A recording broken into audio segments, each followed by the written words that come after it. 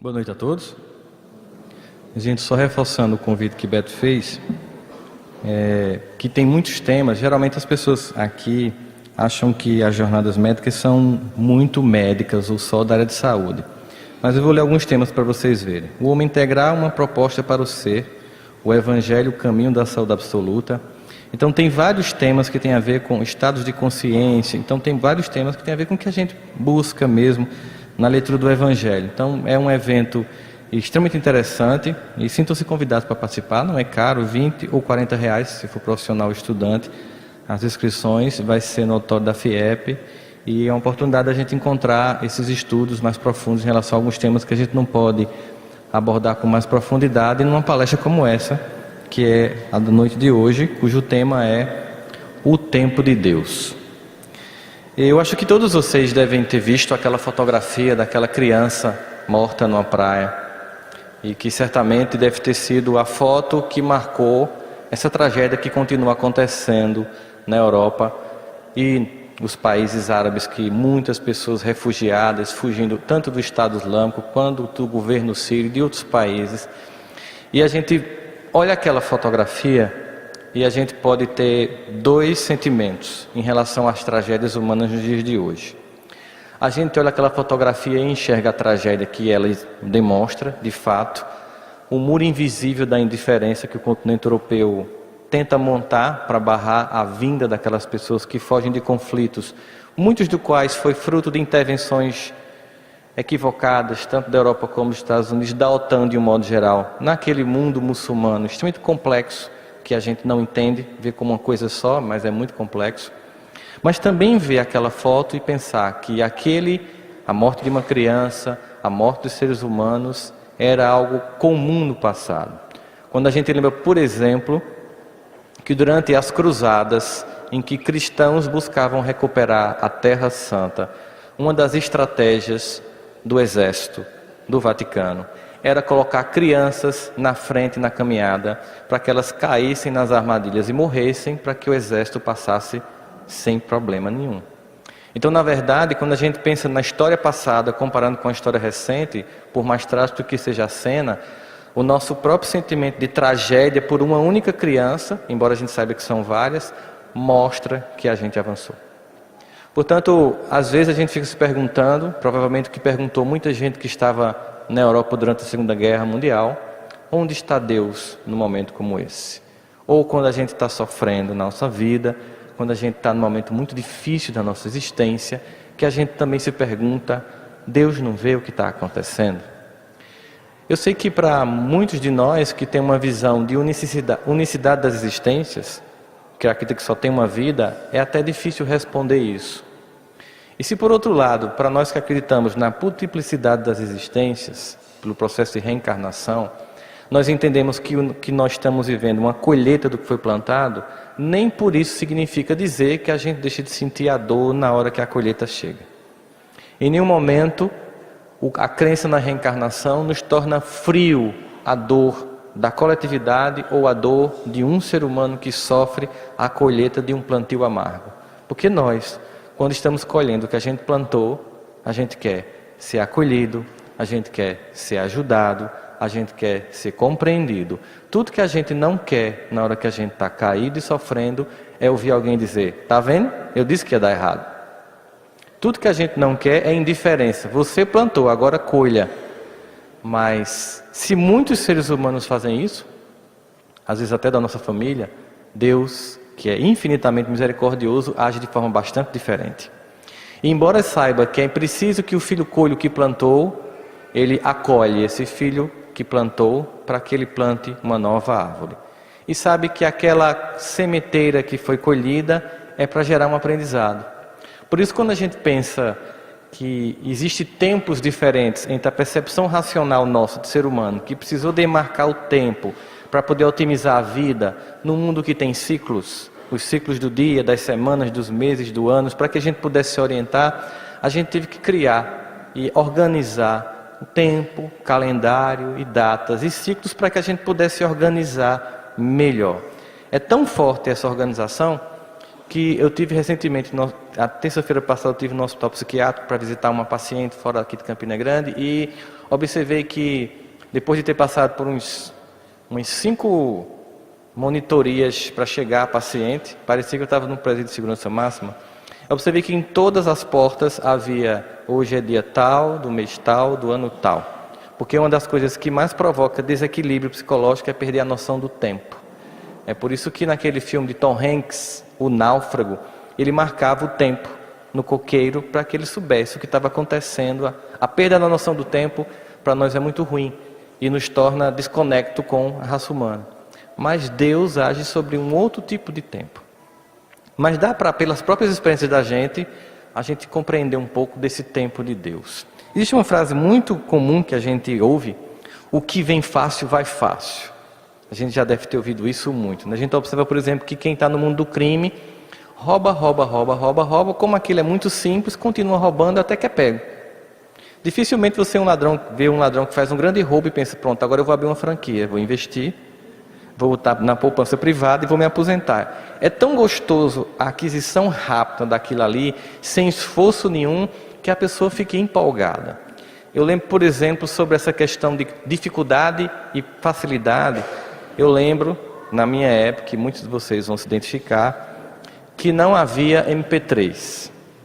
Quando eu queria gravar uma música, e também não havia o famoso 3 em 1. Aquele som que tocava disco, a rádio e o toca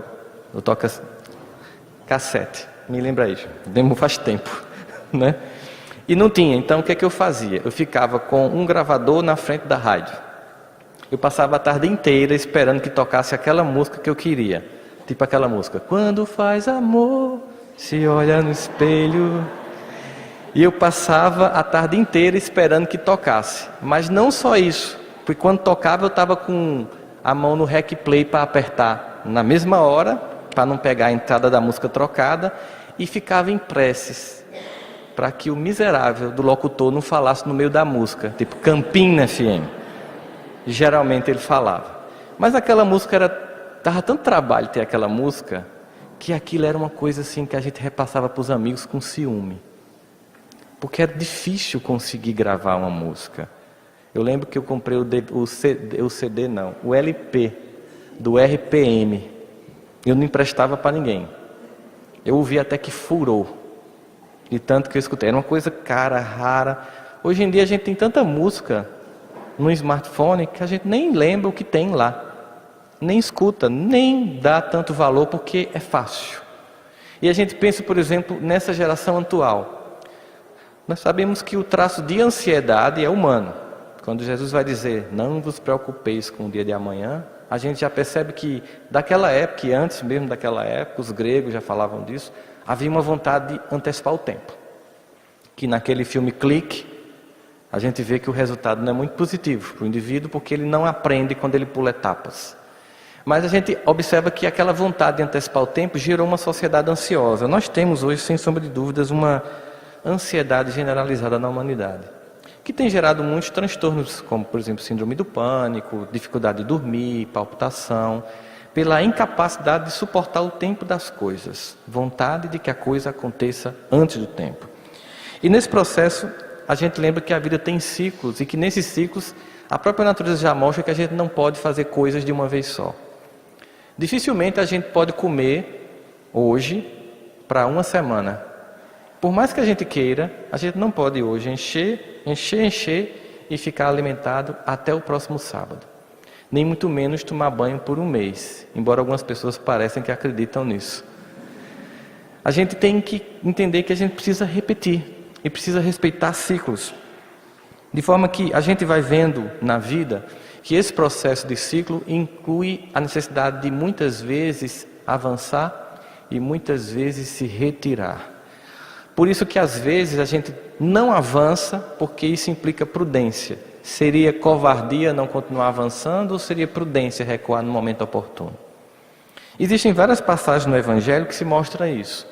Mas eu queria realçar hoje o capítulo 10, capítulo 11 e capítulo 12 do Evangelho de João, em que acontecem 3 eventos que estão ligados um ao outro. O primeiro acontece no capítulo 10 de João, em que Jesus está numa pregação na Judéia e começa a perceber que a hostilidade sobre ele, sobre os que o seguem, cresce. e a vontade de capturá-lo aumenta, até que ele começa a ser alertado pelas pessoas que estão tentando lhe prender, querem lhe matar, e ele, conforme está dito no capítulo 39, no versículo 39 de João, no capítulo 10, procuravam, pois, prendê-lo outra vez, mas ele escapou de suas mãos e retirou-se outra vez para além do Jordão, para o lugar onde João tinha primeiramente batizado, e ali ficou. Imagina o significado simbólico disso. Estão tentando persegui-lo, estão tentando prendê-lo, ele volta para o lugar do batismo, o lugar do começo da tarefa, o lugar em que ele é anunciado como Filho de Deus, para um processo de espera, de paciência, porque ainda não era o momento do Gólgota, por exemplo. Ainda era o momento de avançar ainda mais. Mas o que chama a atenção é que esse capítulo antecede o capítulo 11, porque é lá, retirado, refletindo, pensando, que ele escuta dizer que Lázaro está doente. E ele resolve não responder imediatamente ao chamamento de Marta e de Maria. E obviamente a própria demora ou o próprio tempo de não atender rapidamente à vontade daquelas irmãs que estavam com o irmão doente, para nós já é uma lição. Porque não é da forma como a gente quer que as coisas acontecem. A gente sabe disso, mas por mais que a gente entenda intelectualmente disso, quando não acontece como a gente não quer, a gente fica chateado. A gente fica irritado, porque a gente quer que as coisas, a gente quer violentar o tempo. E aí, quando ele finalmente chega, ele diz o seguinte para Marta: Lázaro vai ressuscitar. E ela diz: eu sei. Esse eu sei dela não é porque ela sabia que Jesus iria fazer aquele evento da ressurreição, que não é o tema da palestra hoje, se foi ressurreição ou não, mas simbolicamente só para a gente analisar. Ela imaginava o clássico teológico, ela era uma estudiosa do Evangelho, ela entendia as Escrituras e sabia que ao final todos ressuscitariam. Todo mundo iria para o mundo espiritual, então na verdade ele não morreria. Mas ela não estava entendendo que ele estava falando que seria naquele momento. E aí ele diz assim: eu sou a ressurreição. É porque a partir do advento de Jesus, conforme toda a promessa de todos os profetas, a vinda do governador celeste inaugura um novo tempo. Um tempo de profunda esperança, onde Deus demonstra que Ele pode mais do que a gente imagina. E naquele diálogo, ao mesmo tempo, a gente lembra que essa ideia de um Deus que ressuscita, um Deus que apresenta-se manifestado, não porque Jesus era o Deus, mas porque Ele era a manifestação dessa divindade, para que possa fazer os prodígios que marcaram sua vida. A gente lembra quando Nietzsche anuncia que Deus está morto.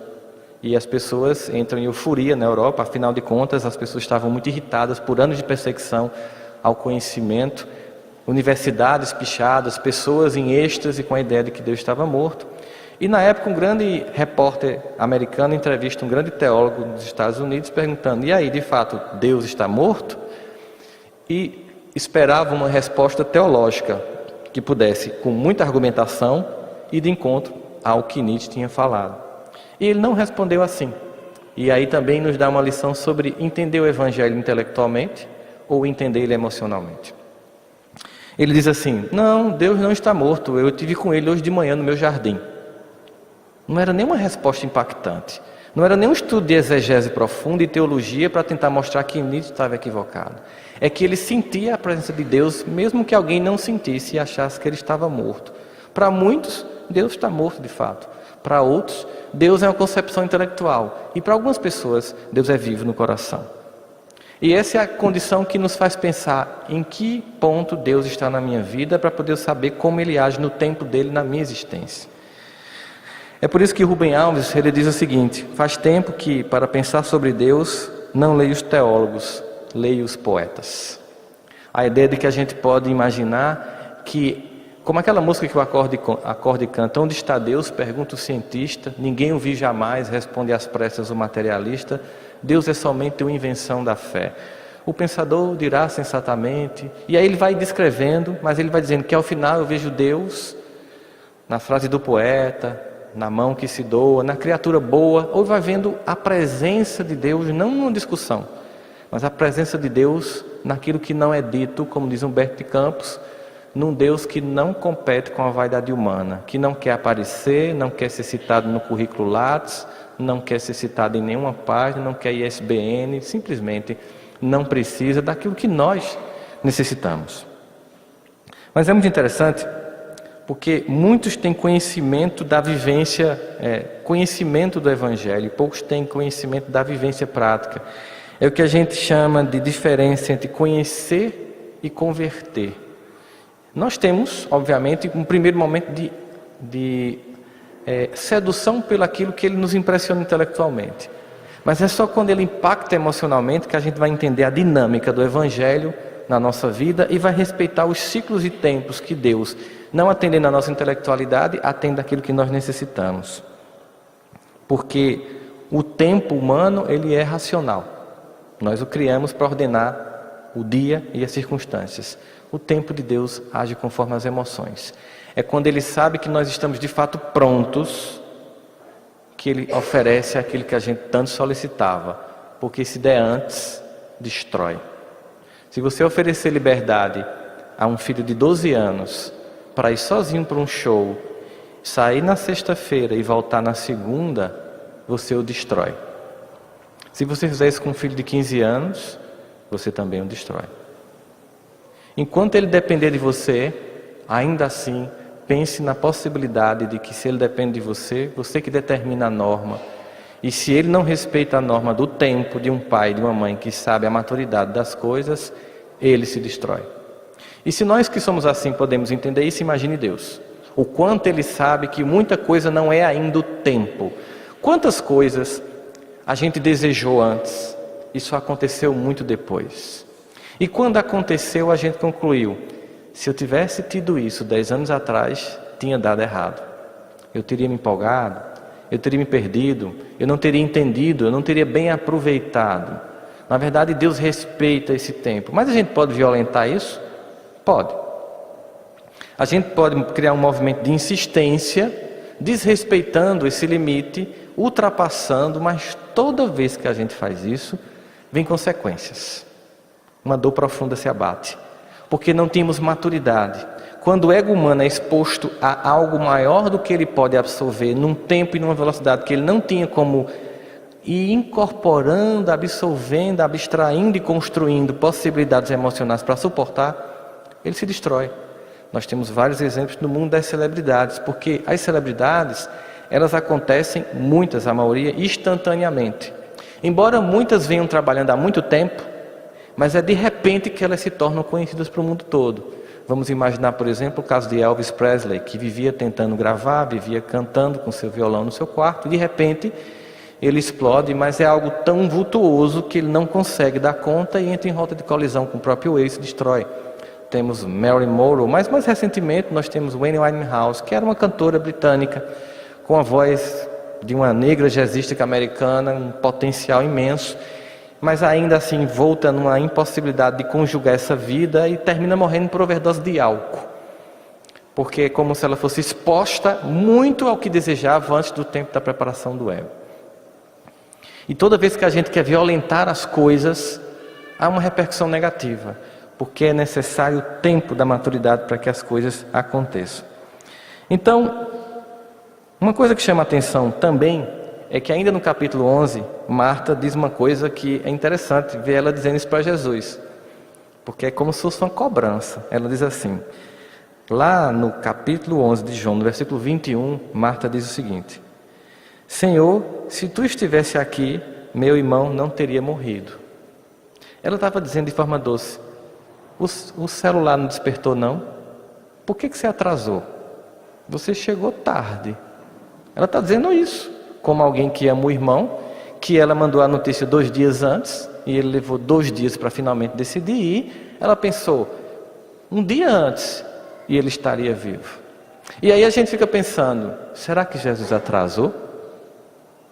Será que foi realmente, ele estava assim meio preocupado, ele estava talvez checando os e-mails e o WhatsApp, vendo as postagens no Facebook, e aí se distraiu, eita, passou o tempo, tem que ir lá ver Lázaro. Será que seria uma coisa tão simplista assim? Eu tenho um propósito. A gente sempre percebe que há um propósito sempre muito maior do que a gente pode analisar. O que a gente pode ver hoje é isso, mas certamente no futuro a gente vai poder ver muito mais. Mas certamente, uma coisa fica clara para a gente. É que se Jesus tivesse chegado assim que fosse chamado, ele teria curado Lázaro. Lázaro estava doente e ele ia curar. Porque ele chegou com Lázaro morto, ele ressuscitou. Ou seja, o que ele fez foi maior. E fica uma lição para nós. Quando a coisa ainda não aconteceu como a gente quer, é porque vai ser maior do que a gente imagina. Porque, na verdade, o que Deus projeta para nossas vidas é maior do que o nosso ego temporal deseja. Porque o que Deus projeta para nossas vidas, e isso não é apenas material, nem emocional, nem espiritual, mas é tudo isso junto, ela é um projeto que está além da nossa visão circunscrita.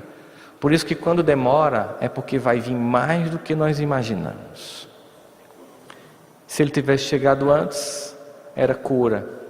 Chegando depois, foi ressuscitação. Mas havia mais do que isso. Mais do que esse aprendizado para deixar para Marta e para quem estava lá. Havia o que vinha no capítulo 12. Havia uma lição para ser dada para toda a Judéia.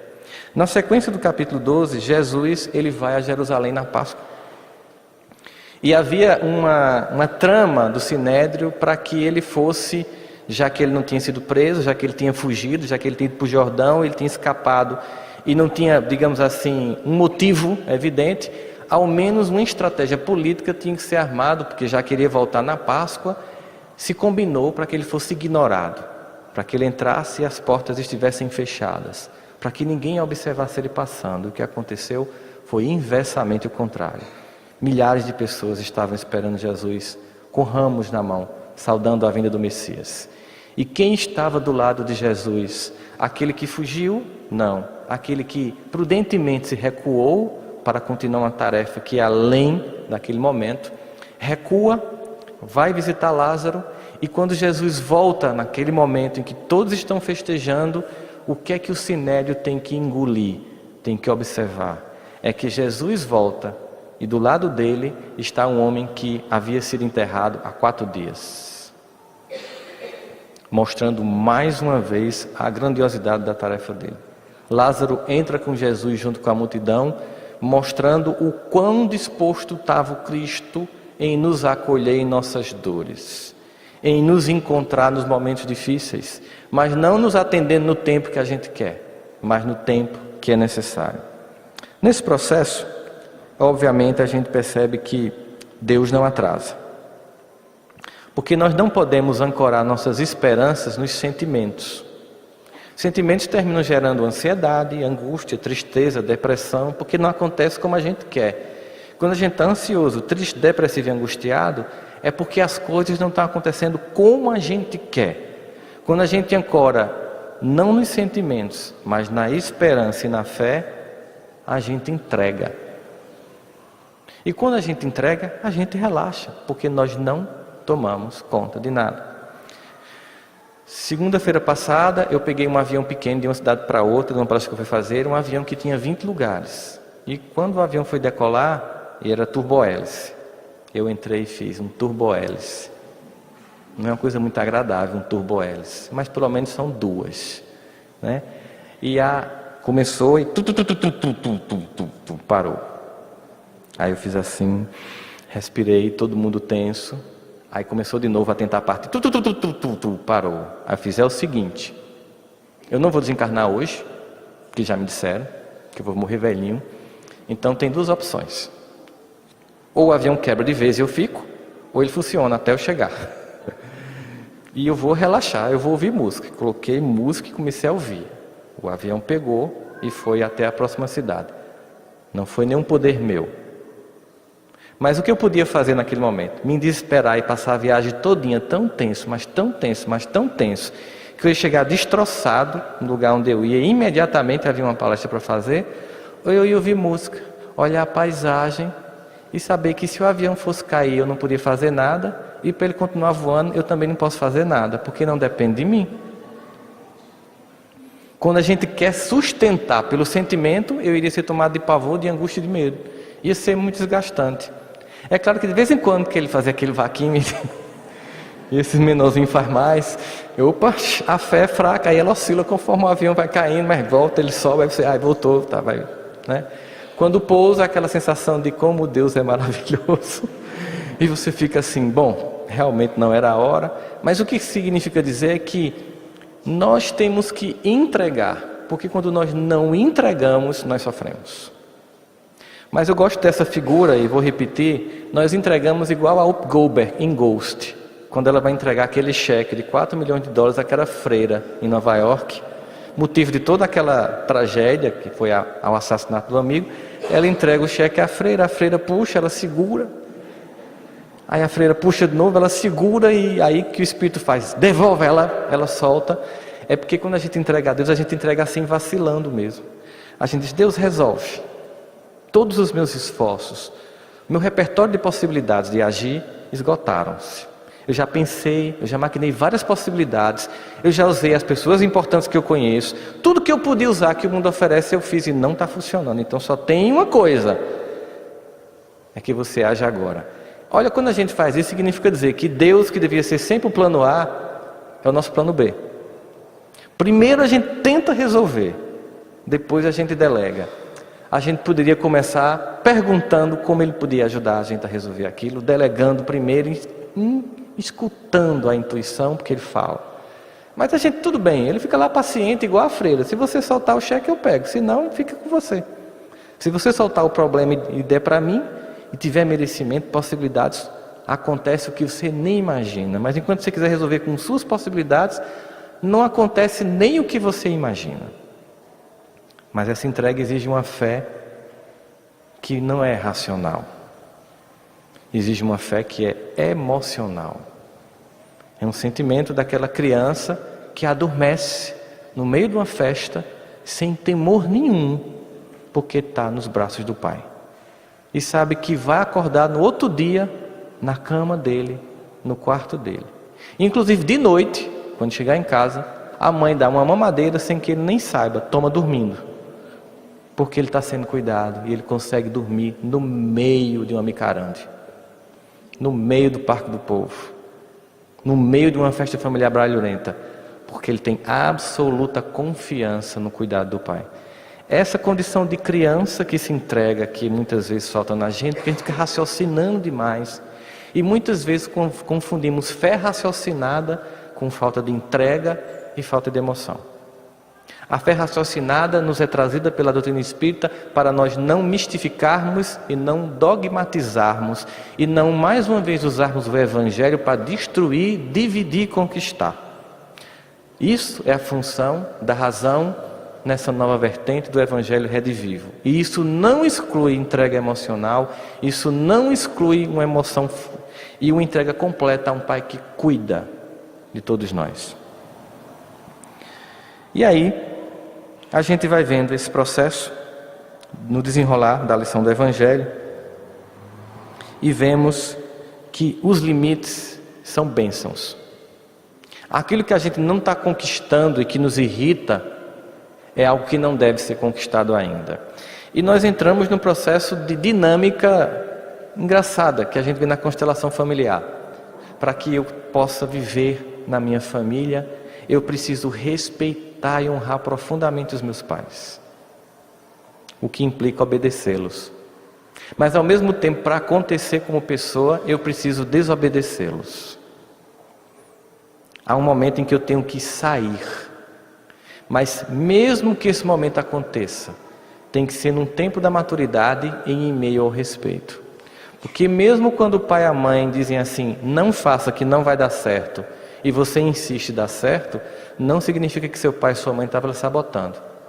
Mas era o amor em forma de medo que estava se manifestando. Era um temor de que desse errado. E isso é amor. Jamais é sabotar, jamais é tolher. E às vezes a gente não compreende isso. Embora Deus não tenha nenhum tipo de temor com relação ao nosso futuro. Em geral, nós só vemos o presente. Por isso que o nosso desejo é sobre coisas que aconteçam agora. Mas Deus, que tem uma visão do antes, do durante e do depois, sabe muito bem que isso que eu quero agora não vai funcionar para mim. Quando a gente insiste e não flui, há um recado muito claro dos céus. Mas tem coisas que a gente tem que insistir para conquistar. Como saber a diferença? Como saber se eu não estou desistindo ou não sendo persistente? E como saber se eu não estou sendo insistente e incoerente? É difícil. Para isso é preciso que nós pensemos que, de fato, essas experiências, elas são muito mais emocionais do que racional. Porque pelo racional, eu fico insistindo ou eu desisto, e fico me culpando, ou porque insisti, ou porque desisti. No emocional, a gente espera um sinal que não é algo muito claro para nós, que não é uma coisa que vai aparecer assim no céu. Não vá para João Pessoa amanhã.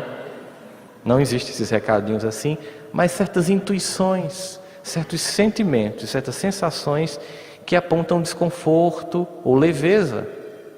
Como a gente não escuta bem as emoções e as intuições que nos são mandadas, a gente faz escolhas racionais. Aí nós temos uma grande ajuda para quem é casado, é que as mulheres, ou no casal homoafetivo, sempre tem alguém que ocupa essa polaridade, essa intuição do feminino. São pessoas que nos oferecem a possibilidade de concluir coisas que o racional masculino não dá. É muito comum no casamento a esposa dizer um negócio e você perceber que não tem sentido nenhum aquilo, que racionalmente ela está completamente equivocada, e quando você vai fazer dá errado e acontece o que ela tinha previsto. E você pensa assim, ô boca de praga, não. Intuição. O que danado é intuição? É porque a razão implica um monte de coleta de dados, e assim foi feita a ciência, o paradigma, as disciplinas e as epistemes, coleta dados a partir de um paradigma muito claro, para evitar que a minha mente me engane, que o outro possa reproduzir e que dê o mesmo resultado. Razão. Precisamos de um monte de informação, um monte de entrevista, um monte de informação do mundo todo, de vários pesquisadores para concluir isso. Razão e ciência. A mulher é o seguinte, ela precisa de uma coisa insignificante para concluir isso. E na mente do homem isso não cabe. Mas quando nós não escutamos as mães e as esposas, pelo menos falando por mim, dá errado. E muito. Não nos esqueçamos. Há um tempo de semear e há um tempo de colher. Por isso, violentar esse processo é algo que cria ou desconstrói as possibilidades. A impaciência, ela impede que muita gente aconteça como deveria, que muita gente cresça como deveria, que muita gente alcance o que poderia alcançar, porque se queimou etapas. Existe uma história muito interessante de um pai que chegou para um diretor de uma escola, na universidade, e disse assim: o currículo escolar não poderia ser simplificado para que meu filho pudesse ir para o caminho mais curto? Quando a gente está num curso que a gente paga os tamboretes, não tem os tamboretes, para que isso, Jesus? Por exemplo, eu me pergunto, por que eu estudei cosseno e cotangente? Mas foi importante que João estudasse cosseno e cotangente, porque se ele não tivesse estudado, esse cálculo desse telhado aqui, sem viga, não estava dando certo e poderia ruir no meio de uma palestra. Obrigado porque você estudou, mas eu continuo sem saber porque eu estudei. Mas a gente estuda porque a gente tem que adquirir um pouco do conhecimento de tudo para depois decidir o que a gente quer fazer. E aí ele pergunta: o meu filho não podia ter um currículo simplificado para chegar mais rápido? E a resposta do diretor da universidade, ela é muito clássica. Ele diz assim: sem dúvida, respondeu o educador. Tudo depende, porém, do que o senhor queria fazer do seu filho. O que o senhor quer fazer do seu filho é que a gente vai saber se o currículo tem que ser longo ou tem que ser curto. Ele diz: quando Deus quer fazer um carvalho, por exemplo, ele leva 100 anos. Mas quando ele quer fazer uma abóbora, precisa de apenas 3 meses. Muito significativo. Um carvalho, uma árvore frondosa, precisa de tempo. Uma abóbora, uma melancia, uma fruta qualquer, é bem rápido. Portanto, nós temos que nos perguntar: o que eu quero é uma coisa que é consolidada ou uma coisa fugaz? O que Deus quer é algo eterno. O que nosso ego, no mundo ansioso e consumista, quer é algo temporário. Portanto, se Deus sabe que aquilo alcançado pode me destruir, aquilo vai ser vetado. E se eu insistir, eu vou sentir consequências. Porque Ele ama. E não vai querer que nenhum filho se perca no rebanho. Ninguém. Por isso, ao mesmo tempo, a gente fica: e agora? Como é que eu vou saber a diferença entre paciência e leniência? Será que eu vou cantar a música Deixa a vida me levar, vida leva eu, e não me responsabilizar sobre as coisas? Como definir em que momento eu tenho que agir, em que momento eu tenho que parar? Mais uma vez, isso não é uma escolha totalmente racional. Por mais que eu pondere, que eu coloque uma lista A. E se eu decidir mudar de cidade? Pontos positivos e pontos negativos. E se eu decidir ficar na mesma cidade? E se eu decidir fazer tal curso? E se eu decidir acabar o relacionamento? Tudo isso a gente pode ponderar, pode colocar a coluna A, coluna B, e no final não conseguir entender que aquele conjunto de dados ainda nos dá força para concluir nada. É somente através das emoções que nós podemos sentir a melhor escolha. Então, uma coisa que ilustra muito isso também é uma outra história de uma jovem que chega para a mãe depois de uma senhora de cabelos prateados ter visitado a casa dela, muito doce, igual aquela vovozinha do sítio Pica-Pau Amarelo. E ela faz assim: se quando eu ficar velhinha eu for doce como essa vovó, eu quero envelhecer. Aí a mãe responde: pois comece logo, porque ela não chegou aí de ontem para hoje. Foi toda uma vida. Sempre é toda uma vida. Sempre implica em processos. Quando a gente burla o tempo, a gente sente consequências do tempo. E aí, Jesus diz no Evangelho de Marcos, no capítulo 4, versículo de 28 a 29, o seguinte: porque a terra para si mesmo frutifica, primeiro a erva, depois a espiga, por último o grão cheio na espiga. E quando os frutos se mostram, mete-se logo a foice, porque está chegada a hora de ceifar. Ele usa os exemplos do mundo rural dos judeus, do tempo da natureza das plantas, de plantar, de germinar e depois de colher, para deixar bem claro que existe um tempo e um ciclo para as coisas. E Deus age num ciclo e num tempo que não atende o nosso racional, não atende os nossos desejos, mas as nossas necessidades. Quando uma criança está brincando, o desejo dela é continuar brincando. Quando o pai e a mãe diz pare e vai estudar, ela está sendo contrariada no que ela deseja. Mas o pai e a mãe está pensando nas necessidades que virão no futuro. Deus age do mesmo modo. Quando a gente está na farra da brincadeira, do oba-oba, ele diz: é hora de viver a vida de forma séria. No primeiro momento parece desprazer, mas é pensando na construção de potencialidades essenciais no futuro. Que pai seria esse que dizia: não, então fique brincando. No final eu pago um supletivo para você, depois eu pago uma faculdade sem ser muito boa e você vai ter um diploma, porque ficou preso, vai ficar numa cela especial.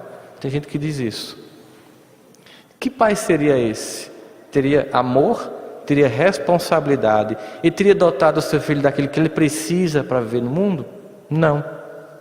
Portanto, a gente fica claramente com uma percepção muito clara: ele nunca atrasa Deus, e quando demora é porque vai ser mais do que a gente espera. Portanto, não é hora do racional, é hora da entrega, é hora da fé. Khalil Gibran tem um poema que meu avô recitava muito para mim, que diz: Deus em fé, a fé é um salto escuro para os braços de Deus. Quem não tem fé nem salta nem abraça, fica no escuro. Mas Mahatma Gandhi diz uma outra coisa, para a gente lembrar quando tudo der certo. E só dá certo quando a gente plantou, quando a gente semeou, quando a gente cuidou, quando a gente regou, quando a gente orou e as coisas aconteceram. Quando você vê a vida de alguém dando certo, às vezes vem um sentimento de profunda mágoa. E é muito fácil para quem está magoado com o sucesso, ou o brilho, ou a capacidade de alguém, porque geralmente você fica irritado com o resultado do que a pessoa conquistou, mas jamais com o processo que ela teve para chegar a estar lá. Geralmente a gente chama isso de inveja, mas é basicamente um sentimento de mágoa. A mágoa por não ter percorrido o caminho que o outro percorreu e não ter conseguido colher o que o outro colheu. Quando a gente está magoado, a gente continua lá, olhando a colheita dos outros, sem plantar nada e de mãos vazias. Quando a gente finalmente para de chorar e resolve plantar, sem olhar para a semente dos outros, para as plantas dos outros, para a grama do vizinho, quando a gente resolve fazer a nossa parte, concentrando na nossa tarefa, não importa com que idade a gente tenha, em algum momento vai chegar o momento da nossa colheita. Mas quando a nossa colheita chegar, nós temos que lembrar aquilo que Mahatma Gandhi diz, que vai em acordo com o que Paulo vai dizer aos Tessalonicenses: dá graça em tudo, nas derrotas, que na verdade é uma percepção equivocada do limite que Deus coloca na minha vida naquele momento, eu vou chamar de derrota, e nas vitórias, que é quando as coisas acontecem e finalmente parece que os planos de Deus coincidem com o meu. Mahatma Gandhi diz o seguinte: minhas imperfeições e fracassos são como uma bênção de Deus. Olha que coisa impressionante. As minhas imperfeições e fracassos são como uma bênção de Deus, assim como os meus sucessos e os meus talentos, e eu coloco ambos aos seus pés. Quando der errado, não está dando errado, não é o tempo, está dando certo. É preciso abrir a mente para ver o projeto da eternidade. E quando finalmente der certo, na verdade não deu certo porque aquele era um momento só, é porque deu certo porque antes deu errado. Vou tentar me explicar, senão vão pensar que eu estou fazendo aqueles discursos que a gente tem visto no WhatsApp. Vejam só, quando dá certo, depois de estar dado errado, é porque, simplesmente porque não deu certo naquele momento, é que se criou as condições para dar certo no futuro. Então, sempre está tudo certo. Ou como diz os maçons, tudo é justo e perfeito na ordem do universo. Simplesmente, tudo tem graça contida de Deus. E tudo é amor, até mesmo a dor. É preciso acordar, deixar de ser criança, chorar menos quando não acontece como a gente quer, e já agradecer a Deus pela vitória que se anuncia no momento que a gente sente a dor que